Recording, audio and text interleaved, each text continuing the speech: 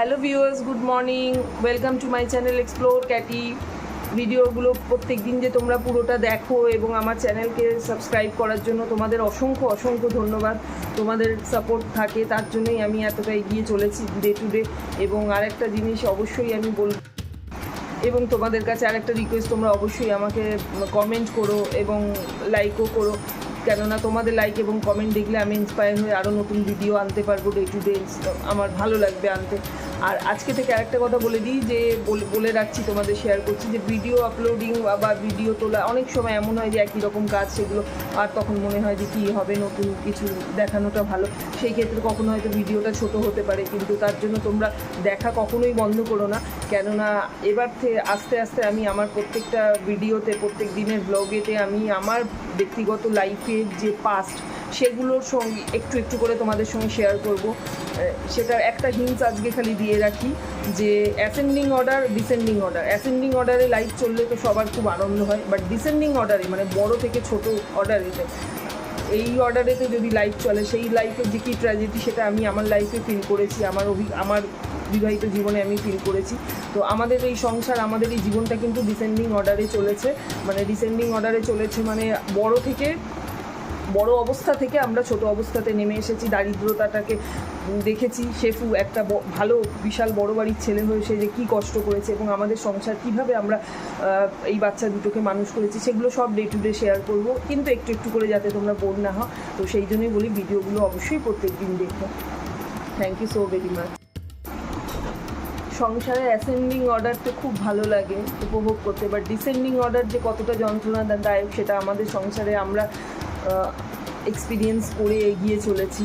এবং 19 ইয়ার্স হলো আমাদের বিবাহিত জীবন। এই জীবনে আমাদের সংসারে এসেছে উত্থান থেকে পতন, পতন থেকে উত্থান, মানে অ্যাসেন্ডিং অর্ডারে জীবন যায়নি, ডিসেন্ডিংয়ে গেছে। সব থেকে আমি হারিয়েছি কীভাবে জানা, এর মধ্যে তোমরা আমার একদম রিয়ালিটি, মানে যা ঘটেছে আমাদের জীবনে, তাতে তোমরা অনেক কিছু দেখতে জানতে পারবে আমার কত টাকা গয়না চুরি হয়েছে, কত টাকা চুরি হয়েছে, এবং সংসারটা কীভাবে আমাদের ভাঙতে বেঁচে গেছে। এগুলো সব বহু জিনিস, যেগুলো আশা করছি এইগুলো বলে আমার তো ভালো লাগবে, এবং আমার মনে হবে ডে টু ডে একটু শুনতে তোমাদের মনে অনেক ইন্সপিরেশান আসবে। এটাই আমার ইচ্ছে, যে তোমাদের জীবনেও এরকম কিছু হয়তো বেসিক ঘটনা কিছু থাকলে তোমরাও জানবে যে সময়ের সঙ্গে সব কিছু বদলে যায়। হ্যাঁ, শুরুতে এটা অবশ্যই বলে রাখবো যে সময়, ধৈর্য আর ওপরওয়ালা ঈশ্বরের প্রতি বিশ্বাস, এটা কখনো ছেড়ো না, তাহলে জীবনের যত চরম বিপদই আসুক, সব বিপদকে তোমরা কাটিয়ে উঠতে পারবে।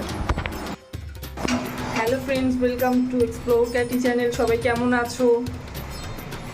খুব ভালো আছো আশা করছি।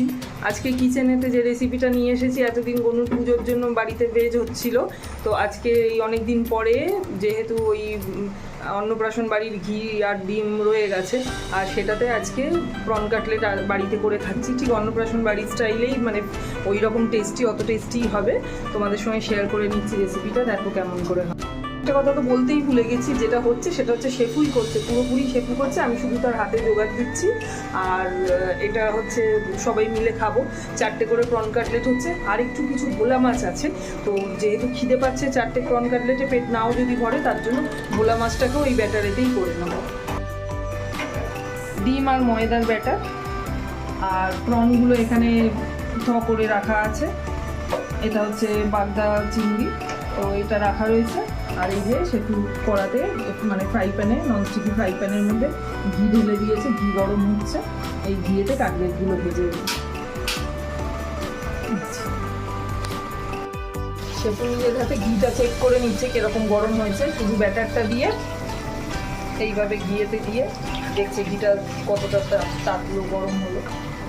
মাছগুলো দেখো কি সুন্দরভাবে কেটে রেডি করে রেখেছে। Shefu special prawn cutlet. এই যে প্রন কাটলেট, এটা কিন্তু ওয়েস্ট বেঙ্গলের খুব ফেমাস, কলকাতার বিশেষ করে খুব ফেমাস প্রন কাটলেট, খুব বিখ্যাত। এখন ডিসক্লোজ করবো না, এটার একটা হিস্ট্রি রয়েছে, সেটা পরে আমি ডিসক্লোজ করবো, এখনও সেই সময়টা আসেনি। কিন্তু এই প্রন কাটলেট খাওয়ার জন্য ইন্ডিয়ার বাইরে থেকেও লোক কিন্তু কলকাতায় এলে ভিজিট করে। ব্যাটারটার রেশিওটা এমন থাকে যে এইভাবে, এটার মধ্যে প্রন নেই, কিন্তু এইভাবে ফুলে ফেপে ওঠে। একটু বাড়িতে ছোট করছে ফ্রাই প্যানটা, একটু বড় হলে ভালো হতো, একটা একটা করে ভাজবো দরকার হলে।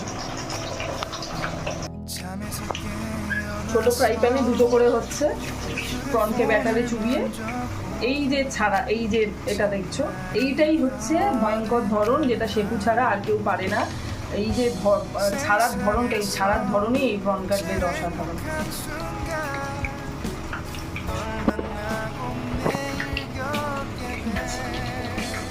ও এখন যেটা করছে সেটা হলো ফিশগুলোকে সব,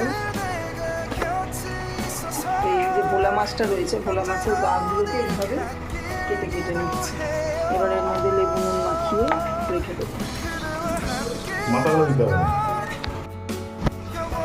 কাটলেট দুটোকে পিঠ উল্টে দিয়েছে, ভাজা হচ্ছে, বেশি লাল দাগ লাগবে না, হালকা ব্রাউন দাগ হলে তুলে নিতে হবে।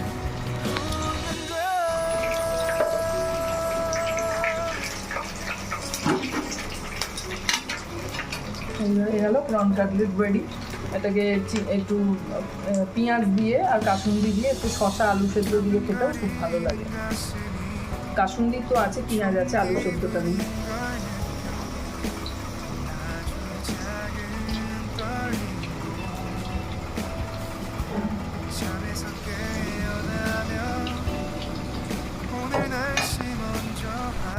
সেদিন বসে বসে লেবুগুলো রস বের করে বোতলে ভরে রেখেছে, সেই লেবু রস দিয়েই এটা হচ্ছে। দেখো ভোলা মাছটাকে লেবু রস আর নুন দিয়ে ভিজিয়ে রেখে। কাটলেট শেষ হতে চলেছে, 4টে করে এক একজনের।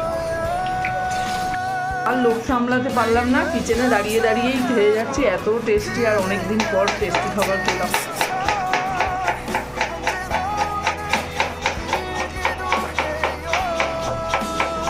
খেলে এর স্বাদ কোনোদিনও ভোলা যায় না এই প্রন কাটলেট। এই আমার থালা একটা অলরেডি পেটে চলে গেছে। এই 3টে বড় বড় প্রন কাটলেট আর লেবু দিয়ে নুন দিয়ে ভেজানো পেঁয়াজটা নিয়েছি, আর কাসুন্দি ওভারে আছে, এবার খেয়ে নেবো। এই নিয়ে নিয়েছি কাসুন্দি, বাড়িতে যদি আলু সেদ্ধ একটু থাকতো এর মধ্যে আলু সেদ্ধ করতো আর একটু শসা করতো। কাটলেটটা যে দেখছো, এই যে প্রন কাটলেট, এই টেস্ট আর কোথাও পাবে না সেটা হচ্ছে। এটাই হচ্ছে আমার শেফুর স্পেশালিটি। গোপ গ্রাসে খেতে চলেছি একটা পেটে, এখন এই 3টে আরও খাবো। আবার ভোলা মাছটাও করে রাখা আছে লেবু নুনেতে ভিজিয়ে। এবার আগে এগুলো খেয়ে নেবো। শেপুরটা এখনও হয়নি, শেপু করে খাচ্ছে, লাস্টে করছে। আর 4টে করে প্রত্যেকের ভাগে তো পড়েছে, 4টে শেপু নিয়ে নিয়েছে। তখন তো খাইনি, আমরা তো একটা করে খেয়ে নিয়েছি। সবার শেষে এবার বসে টেস্ট করছি।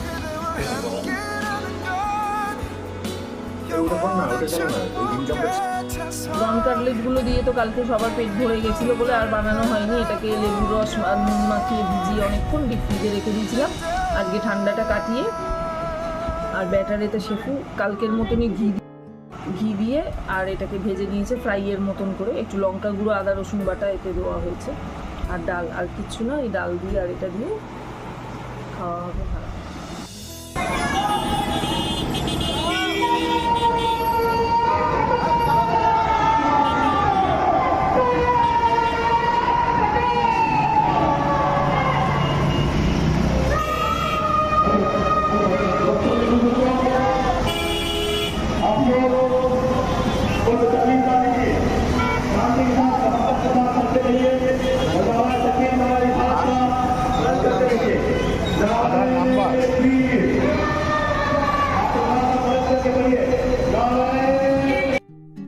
শেপুর সাথে এই বৃষ্টিতেই বেরিয়ে পড়েছি, হাতে রেনকোট নিয়ে এসেছি দেখো, আর দাঁড়িয়ে আছি ছাতার তলায়। দেখতেই পাচ্ছি এয়ারটেলের ছাতা। একটা সিম কার্ডের দরকার ছিল, সেই সিম কার্ড জন্য ওরই জন্য ওর সিম কার্ড একটা নিয়ে নিল, সেখানেই দাঁড়িয়ে আছি। রাস্তায় ধীরে ধীরে জ্যাম, অবরোধ কন্টিনিউ চলছে। তার মধ্যে আজকে তো একটা পরব রয়েছে, সেই পরবের সমারোহ, সেগুলোও বেরোচ্ছে সব কিছু। একটা পুরনো মোবাইল, এই দেখো শেয়ার করছি। আমি এটাকে সর্বনাশ করেছি, ওপরটা গেছে ভেঙে, তাই এটাকে এসেছি সেল করতে। এটা তোমাদেরও এরকম কখনো হয়তো রিকোয়ারমেন্ট থাকবে যে ভাঙা মোবাইলটা সেল করতে আসবো। সেল তো হয়ে যাবে, বাট তার আগে কি কি কাণ্ড কারখানা করতে হচ্ছে দেখো। শেপুকে দেখাচ্ছি, দাঁড়াও। তো আধার কার্ডে সিগনেচার করে দিতে হচ্ছে এবং লিখতে হচ্ছে স্বইচ্ছায় দিচ্ছি, বাট স্বইচ্ছায় মানে আমরা পেলাম 500 তো পেলাম, তো মোবাইলটা অনুযায়ী 500 পেলাম, আর সেইটা দিয়ে আমার মোবাইলের একটা গরিলা গ্লাস তা এই হচ্ছে ব্যাপার আজকের যুগে। মোবাইলটা যতই তোমারই মোবাইল হোক যাও, বক্স এইটাই কিন্তু বক্স থাকলে ডাবল হয়ে যেত এর টাকাটা। তাই অবশ্যই বলি আমার মতো ভুল করো না, বক্সটা সবাই যত্ন করে রাখো। শেফু যেটা করলো সেটা হচ্ছে একটা আধার কার্ডে সিগনেচার করলো।